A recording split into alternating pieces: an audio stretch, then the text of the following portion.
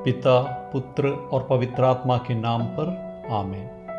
ईसायाह का ग्रंथ 11वां अध्याय, दूसरा और तीसरा वाक्य। प्रभु का आत्मा उस पर छाया रहेगा, प्रज्ञा तथा बुद्धि का आत्मा, सुमति तथा धैर्य का आत्मा, ज्ञान तथा ईश्वर पर श्रद्धा का आत्मा। वह प्रभु पर श्रद्धा रखेगा, वह न तो जैसे तैसे न्याय करेगा और न सुनी सुनाई के अनुसार निर्णय देगा। आज ईश्वर का वचन हमें यह सिखा रहा है कि हमें पवित्र आत्मा के दानों को, 7 दानों को प्राप्त करने के लिए प्रार्थना करनी चाहिए। वो 7 दान आज ईश्वर का वचन हमें बताता है।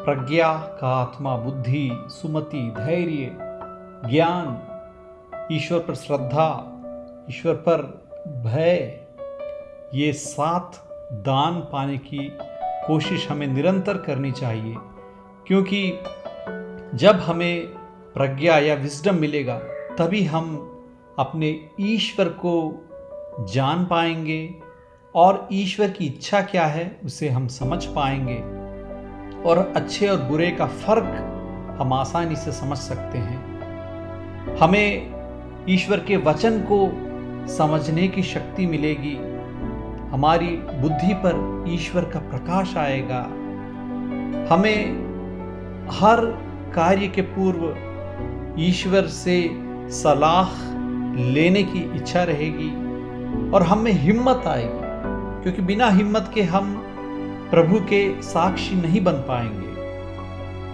और ईश्वर पर श्रद्धा, विश्वास, ईश्वर का वचन सुनने में भी पूरी श्रद्धा और भक्ति और फियर ऑफ द लॉर्ड, ईश्वर से भय।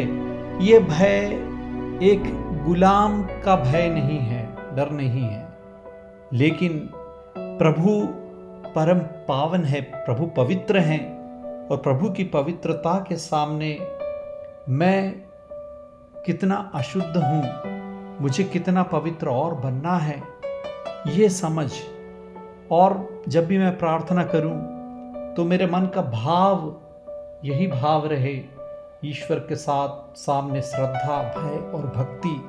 तो ये सब पवित्र आत्मा के 7 दान हैं जिसके बारे में ईश्वर का वचन हमें समझा रहा है और हमें चाह पैदा कर रहा है, क्योंकि पवित्र आत्मा को पाना, इसका अर्थ है पवित्र आत्मा के दानों को पाना, और पवित्र आत्मा के दानों के साथ ही हम ईश्वर के शिष्य बनकर इस दुनिया में एक सच्चे ईसाई बनकर प्रभु के नाम को महिमा दे पाएंगे।